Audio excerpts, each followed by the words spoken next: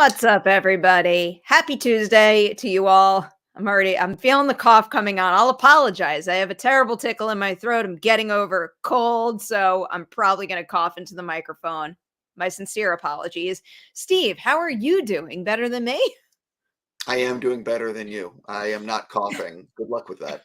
Thank you. I appreciate that.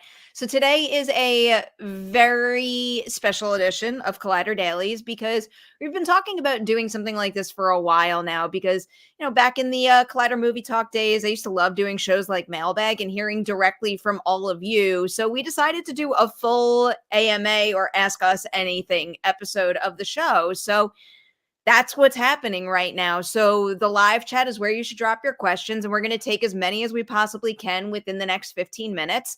I am going to cheat, though. And Steve, my first question for you comes By the from way, me. I want to pause real quick. What's funny is I never do AMAs. I never like you may be used to this, but it's weird to not know any question that's going to be coming at you. You know what I mean? It's one of those. It's Yeah, weird. half the fun of it, though. I love it. I love when everyone keeps me on my toes. So my question for you, Steve, is how did everything go at WonderCon with your panel? Oh yeah, this is a softball. I appreciate that. Uh, Panel went great actually. Room was I think the room was full. It's very hard to see from the stage. Uh, the what was interesting is we started a few minutes late, and I had so many questions prepared, and I think I asked two questions for the first 45 minutes because I had fan questions, and I realized very quickly that the answers were longer than I expected, and I just started doing fan question after fan question until about 2 o'clock when I needed to start talking about the movies and premiere the footage. So for people that don't know, we had I hope I can remember everyone's name. We had Bear McCready send in a question, Damon Lindelof, Colin Trevorrow, Glenn Powell, Emily Blunt, Greg Fraser, the cinematographer of Batman and Dune and Zero Dark 30 and a million others. So there were 6 fan questions and nobody knew what they were in the audience. The biggest reaction was Glenn Powell. Audience went crazy. And what's cool is that I'm in the process of working with our editor to put the whole Q&A online.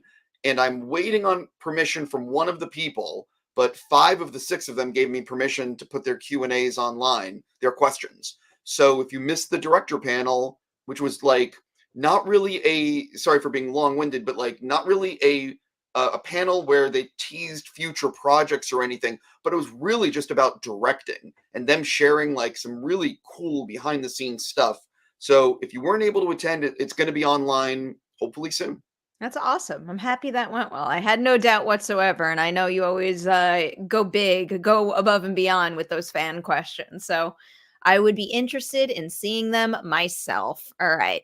Our first question is going to be this one right here. Thank you so much for watching the show and sending this in. What is the best part of doing what you do for a living? Do you want to take this first or do you want me to? You go first for I'll sure. like pretty much everything. Steve, you know this. I'm obsessed with my job. I'm incredibly grateful to be able to do this for a living, and I love it so, so much. To answer this question a little more specifically, though, when I first started in this industry, I feel like I did a little of everything. Like I was doing interviews, I was doing reviews, I was writing up news, and it was a really exciting journey to zero in on the fact that I think I am best at and most fulfilled by interviewing in particular. I'm just endlessly fascinated by and in awe of what it takes to make a movie and show. And if I could talk about the behind the scenes of that process all day long, like I'm going to do it. And I'm lucky enough that that's pretty much what I get to do. And just so, so endlessly thankful. Yeah, listen, I think I definitely won the lottery with what I get to do. I came, from the East Coast suburbia, and the fact that that I'm out here doing this is amazing. It's interesting to see how far Collider has come. Next year is 20 years, and I'm really enjoying putting on events and the things that I'm doing at the Comic Cons and the screening series and like I'm very fortunate that I get to do these things, and I love that I can share this with people that read the site. when we do these events in LA or New York or wherever, it's great that it's fan centric. It's not just some exclusive thing for influencers. It's if you read Collider, you can attend these things. So I love that. That's always been one of my favorite things about Collider in general. We've talked about this, the idea that it's like fans and cinephiles colliding, that we have, the quality of work and the informative nature of, maybe a trade, but we also are fan first always. And I think create that kind of connectivity between viewership and readership that, maybe some others don't out there. And the fact that we can bring that quality to live events is just the coolest thing ever. I agree. All right. Vincent, you're up next here. Excuse me. Hey, Perry, what are upcoming horror movies we should be excited for? Steve, I can go on and on about this. I'm very curious to hear your answer to this question. I'm the wrong person to answer this question. You're not. You have some information maybe fresh in your mind from the panel. Yeah, I think people should be excited for Abigail. I mean, so I said it on stage, so I can say it here. I can repeat what I said, but I've seen Abigail, and I got to be very careful, but because I'm sure they don't want me talking about it too much. But I mean, I was able to talk anyway. So it's if you have seen the trailer and you know what it's selling, the fact that these people are in a house and they are sort of, I don't know how much is in the trailer. Basically, if you like the trailer, that's the movie. And it is done practically. There's a ridiculous amount of blood. I mean, it's just insane how much blood is in the movie. I joked on stage about how they just put all the blood on our planet in this movie, because I'm not exaggerating. So you should be excited for it. I had a blast with it. I think that's as much as I can say about that. But there's, I think Talk to Me just came out on Netflix or something. So that's something, if you haven't seen it, that I think you like that movie, Perry. I heard. Just a little bit. It might be one of my favorite films of 2023. I would definitely recommend that. I'm really looking forward to Abigail myself. I love those filmmakers. I love that ensemble. I can't wait to see what they do, making an original film again. Late Night with the Devil. If you did not catch it yet, I highly recommend it. David Dastmalchian is phenomenal. I love the concept. I love what they do with kind of like the found footage-ish style. It's not all found footage per se, but I think they do some really clever things with the way in which they tell that story and shoot that film. And then the other ones I would say are film festival movies that I think are really, really special and upcoming. For example, there's Oddity, which is a Shudder release that you're going to get to see. Jot that one down. It's going to be a highly talked about title this year. And then, I mean, this isn't horror. It's more, noir crime thriller, but So Torn is like still one of my absolute favorites. I think that's a total gem. And here's one you're going to get to see on Netflix in, I guess, kind of ish the near future. It's What's Inside, which premiered at Sundance, then went to South by Southwest. And I loved that movie so much. I'm not allowed to say a whole lot about the story there. I mean, the basic gist and like this synopsis does not do the movie justice, but it's about a group of friends who get back together for a pre-wedding party, and one estranged member of that group shows up at the party with a mysterious suitcase. That's where I have to stop, but it's got a really, really good high concept that I can't wait for everyone to experience and to get to talk about with me, because I'm dying to talk about this with somebody. You didn't see it yet, right? No, but I know what I know. Thing is, yeah. I had a feeling. I'm sure it'll be out there soon enough. Arrow says, Stephen Perry, if you had one movie that you were obligated to watch at least once a month for the rest of your life, what would it be and why? Wow. I have my answer. I mean, there's man, I got to think about this, because when you think of, because I want to play it realistically. If you're going to watch something once a month for the rest of your life, do you want it to be a comedy? Do you want it to be something you can study? Do you want it to be, there's a lot of choices here. I'll let you go first as I'm thinking about this. I'll just say this title because it's my existence. It's my truth. This isn't some sort of fantasy. This is just something I do as a part of my regular life. Jurassic Park. Like, I already without it, knew. without a doubt, I watch that movie once a month. I have I have an iPad. I have an iPad. But I don't have a lot of space on my iPad, so I only keep one movie always downloaded on it for emergencies. Like if I'm on a plane without Wi-Fi or something, that movie is Jurassic Park. So I do watch it once a month. This is actually a really tough question. Uh, it's a really tough question. I don't actually. Do I have a good answer? I mean, I could almost say Raiders of the Lost Ark just because every time I watch it, I find something new. And the way that Spielberg directed it, and the fact that it was just thought of as like this B movie, and no one really thought when that movie came out that it was going to be what it was. Uh, I love that film so much, and I just think it's endlessly rewatchable. But I could also say Goodfellas by Scorsese because I find something new in that film every time, especially the cinematography, where he places the camera, the performances. So I guess it would be something like that, something that I could study. Uh, a film on that level. That's a good choice right there. Here's a question for you, Steve. Will you be covering CinemaCon? I will be going to CinemaCon. I was originally flying Sunday, but then we booked our Fallout event, so we're showing the first two episodes of Fallout this Sunday Oh. night, and so now I'm going to CinemaCon Monday. Like I said, originally Sunday, and I've started emailing the people for Fallout winners. We had a ridiculous amount of people ask for tickets, but thankfully the theater's big, so I'm doing batches of winners. I emailed people yesterday. I just emailed people this morning, but I cannot talk about Fallout yet at all, but except to say that it's worth seeing on a movie screen. What I would give to be in town for that particular screening. All right, we have this is a good one. I like this one. This is fun. If you could add any item to the concessions menu at the theater, what would it be?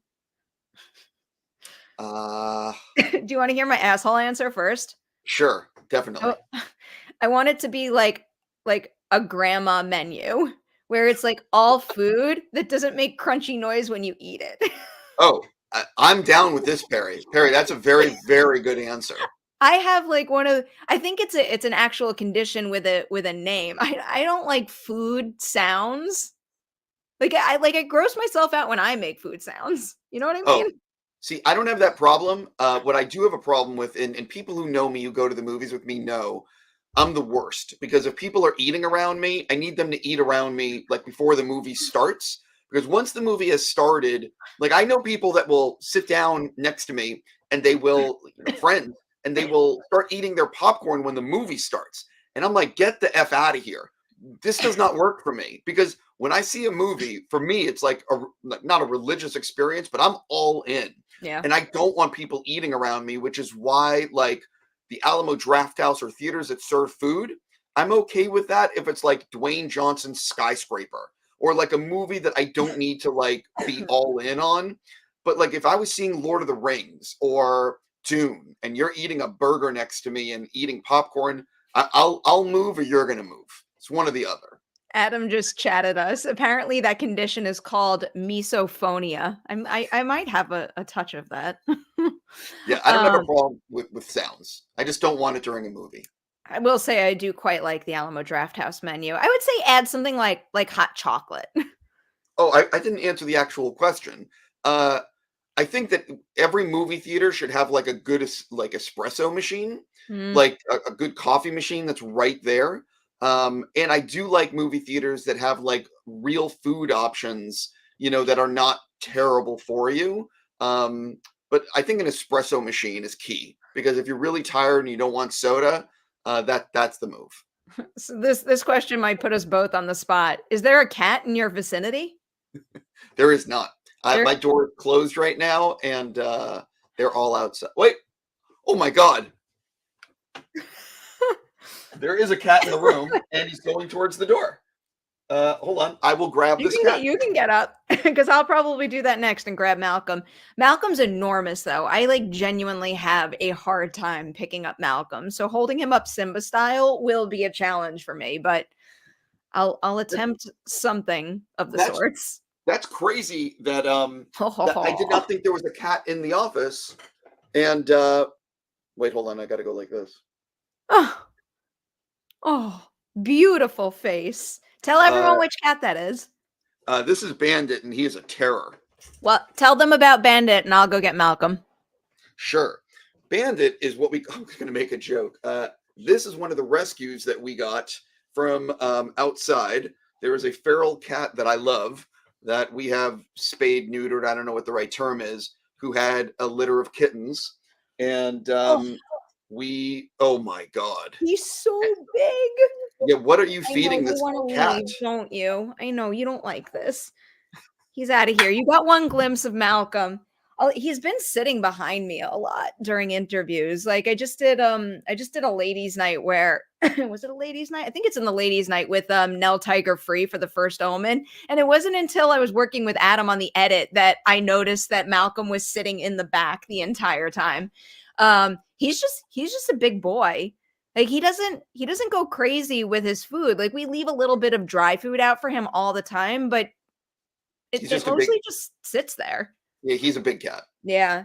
He's Yeah. and it's all it's an adjustment for me because Dewey was a small cat. Dewey was only 8 pounds and he's like almost double the size.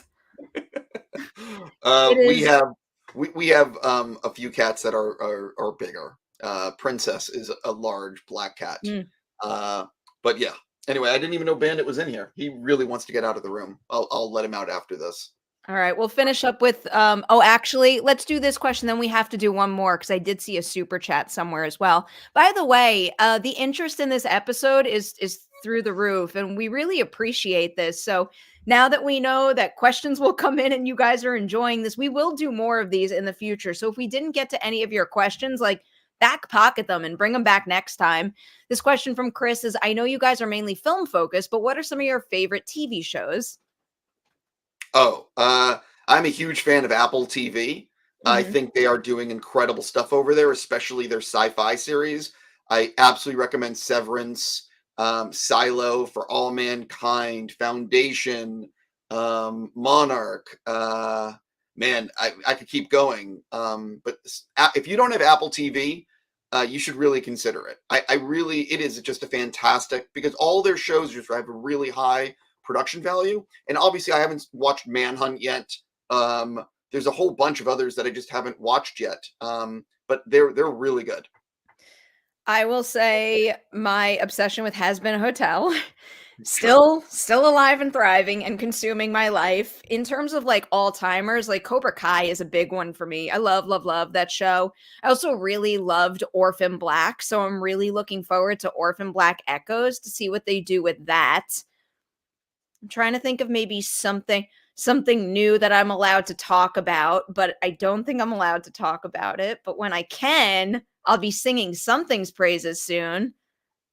I'll leave it there. Go watch Has Been Hotel. It's so Yeah. good. And then go buy Al- the music. Also, Three Body Problem on Netflix, I thought Mm, was really good. And definitely like get to episode 3. Like episode 2, you'll be like, "What the f mm. show is this?" And then it just keeps going more wild. So that's really good. But look, there's a lot of great stuff out there. I mean, it's just a lot of great television. But Mhm. like I said, if I had to give up my streamers, I would keep Apple TV.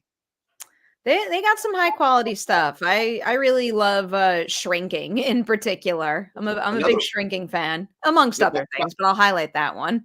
yeah, Um that's also something I would recommend.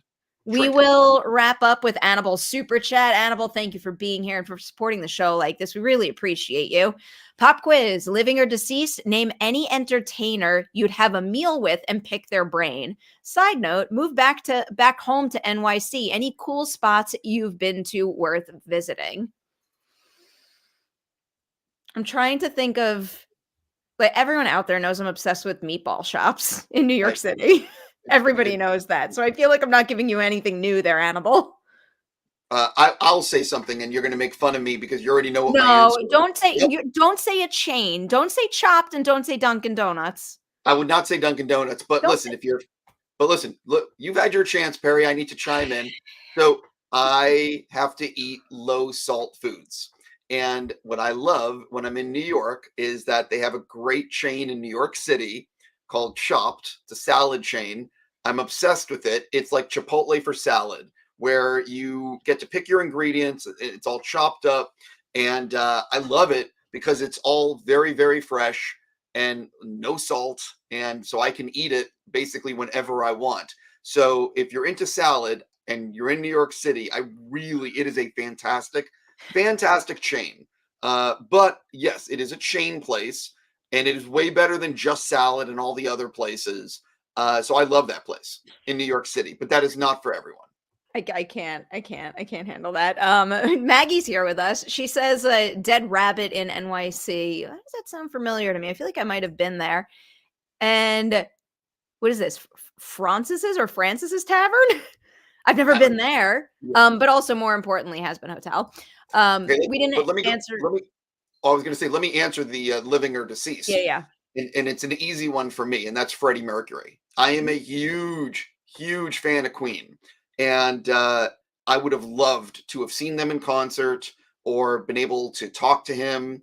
And that would have meant a lot to me. But of course, if you're going with the film route, I would have loved to have talked to Orson Welles, just because of his influence.